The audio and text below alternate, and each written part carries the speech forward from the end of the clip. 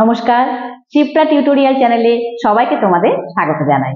আজকে আমি তোমাদের ষষ্ঠ শ্রেণীর ষষ্ঠ অধ্যায়ের বিষয়বস্তু, সেটি হচ্ছে গুপ্ত শাসন ব্যবস্থা এবং বাকাটক শাসন ব্যবস্থা। এই দুই শাসন ব্যবস্থার মধ্যে একটা তুলনামূলক আলোচনা, কি কি মিল আছে আর কিছু কিছু বিষয় অমিল আছে, সেই নিয়ে আলোচনা করব। তার আগে তোমাদের বাকাটক শাসন ব্যবস্থা কি বা বাকাটক সাম্রাজ্য কি একটু পরিচয় করিয়ে দিয়ে আর কি। তোমাদের আমি গুপ্ত সাম্রাজ্য নিয়ে বলেছিলাম, আলোচনা করেছিলাম আগের দিন, গুপ্ত সম্রাটদের বিষয়ে আলোচনা করেছি। তো উত্তর ভারতে যখন গুপ্ত সাম্রাজ্যের বিস্তার ঘটেছিল, ঠিক সেই সময় দক্ষিণ ভারতেও এই বাকাটক সাম্রাজ্যের বিস্তার ঘটেছিল একই সময়। এর আগে তোমাদের আমি বলেছি যে দক্ষিণ ভারতে সাতবাহনরা সাম্রাজ্য বিস্তার করেছিল।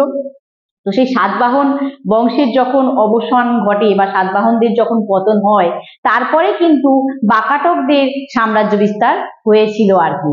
এরা সাতবাহনদের পর তারা দক্ষিণ ভারত এবং মধ্য ভারতের বেশ বড় এলাকা জুড়ে তারা কিন্তু সাম্রাজ্য বিস্তার করেছিল। আর এই বাকাটকদের রাজা রুদ্রসেন, দ্বিতীয় রুদ্রসেনের সঙ্গে এই গুপ্ত সম্রাট দ্বিতীয় চন্দ্রগুপ্তের মেয়ে প্রভাবতী গুপ্তার বিয়ে হয়েছিল।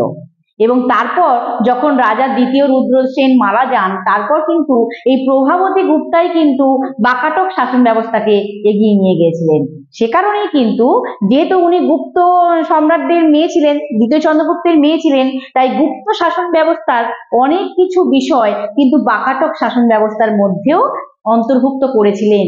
তাই দুটো শাসন ব্যবস্থার মধ্যে কিন্তু অনেক কিছু মিল পাওয়া যায়। বোঝাতে পারলাম কেন বাকাটক শাসন ব্যবস্থার সঙ্গে গুপ্ত শাসন ব্যবস্থার মিল ছিল। এবার আমি আলোচনা করব কিছু কিছু নামের ক্ষেত্রে পার্থক্য ছিল। মোটামুটি দুটো শাসন ব্যবস্থায় একই ধারাতেই পরিচালিত হতো, কিন্তু কিছু কিছু বিষয়, কিছু কিছু নামের ক্ষেত্রে পার্থক্য ছিল, সেটাই কিন্তু আমি আলোচনা করব। আচ্ছা, এই যে গুপ্ত শাসন ব্যবস্থা এবং বাকাটক শাসন ব্যবস্থা, এই শাসন ব্যবস্থাগুলোর মধ্যে যখন তুলনামূলক আলোচনা করা হয়, তখন দেখা যায় যে দুটো শাসন ব্যবস্থায় ছিল রাজতন্ত্র নির্ভর। রাজতন্ত্র নির্ভর মানে যেখানে যে শাসন ব্যবস্থাতেই সম্রাট ছিলেন প্রধান, সম্রাটই সেই জায়গাতে প্রধান ছিলেন, এবং সেই সম্রাটকে সাহায্য করার জন্য বিভিন্ন রাজ কর্মচারীরা থাকতেন, দুটো শাসন ব্যবস্থাতেই থাকতেন। সেই কর্মচারীরা বিভিন্ন পদের এবং মর্যাদার অধিকারী হতেন।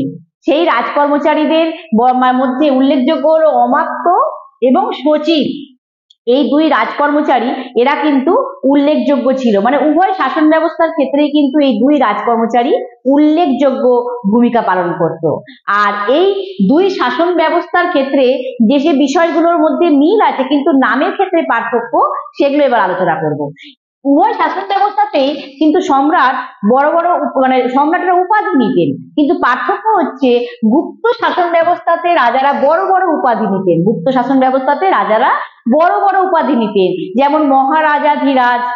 আর বাকাটক শাসন ব্যবস্থায় কিন্তু রাজারা ছোট উপাধি ব্যবহার করতেন, মানে মহারাজা, এর বেশি বড় আর উপাধি তারা ব্যবহার করতেন না। কিন্তু গুপ্ত সম্রাটরা নিজেদের শাসন আর ক্ষমতা প্রমাণ করার জন্য বড় বড় উপাধি, যেমন মহারাজাধিরাজ, এই উপাধিগুলি ব্যবহার করতেন। এটা হলো 1 নম্বর। 2 নম্বর হচ্ছে গুপ্ত সাম্রাজ্য বা গুপ্ত শাসন ব্যবস্থা এবং বাকাটক শাসন ব্যবস্থা, উভয় শাসন ব্যবস্থায় কতগুলো প্রদেশে বিভক্ত ছিল। যাতে সম্রাটের শাসন করার সুবিধা হয়, তাই বিশাল সাম্রাজ্যকে কতগুলি প্রদেশে বিভক্ত করা হয়েছিল। সেই গুপ্ত শাসন ব্যবস্থাতে প্রদেশগুলিকে বলা হতো ভুক্তি। কি বলা হতো? ভুক্তি, গুপ্ত শাসন ব্যবস্থায়।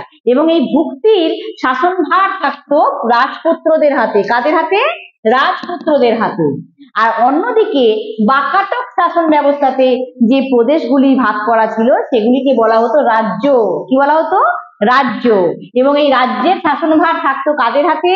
সেনাপতিদের হাতে।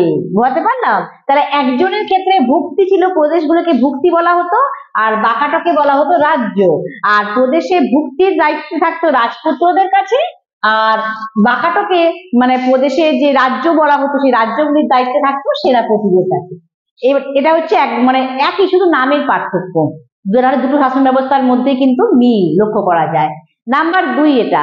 নাম্বার 3 হলো প্রদেশের থেকে ছোট যে জেলা অঞ্চলগুলি ছিল, সেগুলিকে গুপ্ত শাসন ব্যবস্থাতে বলা হতো বিষয়। কি বলা হতো? বিষয়। আর প্রদেশের থেকে ছোট জেলা অঞ্চলগুলিকে বাকাটক শাসন ব্যবস্থায় বলা হতো পট্ট বা আহার। কি বলা হতো? পট্ট বা আহার। তাহলে গুপ্ত শাসন ব্যবস্থায় বলা হতো বিষয়, আর বাকাটক শাসন ব্যবস্থায় বলা হতো পট্ট বা আহার। এই তিনটে কিন্তু মিল আবার অমিল দুটোই বলা যেতে পারে। আর এই দুটো শাসন ব্যবস্থায় কিন্তু মানে বিভিন্ন স্তরে বিভক্ত ছিল, জেলা স্তর, গ্রাম স্তর। সেই স্তরগুলোতে শাসনভার করার জন্য, শাসন কার্য পরিচালনা করার জন্য জনপ্রতিনিধিদের ভূমিকা ছিল। জনপ্রতিনিধি, এইটা কিন্তু এই জনপ্রতিনিধি উভয় শাসন ব্যবস্থাতেই ভূমিকা পালন করত। এই ছিল মিল আর এই ছিল অমিল, গুপ্ত শাসন ব্যবস্থা এবং বাকাটক শাসন ব্যবস্থায়। এটা আমি একটা তুলনামূলক আলোচনা করলাম। তোমাদের একটা এরকম প্রশ্ন আসে, 3 নাম্বার অথবা 5 নাম্বারের প্রশ্ন আসে, গুপ্ত শাসন ব্যবস্থার সঙ্গে বাকাটক শাসন ব্যবস্থার কি কি মিল পাওয়া যায়, কি কি অমিল পাওয়া যায়। তাই এটা একটা তালিকার সাহায্যে তোমাদের আমি বুঝিয়ে দিলাম, আশা করি তোমরা বুঝতে পারলে।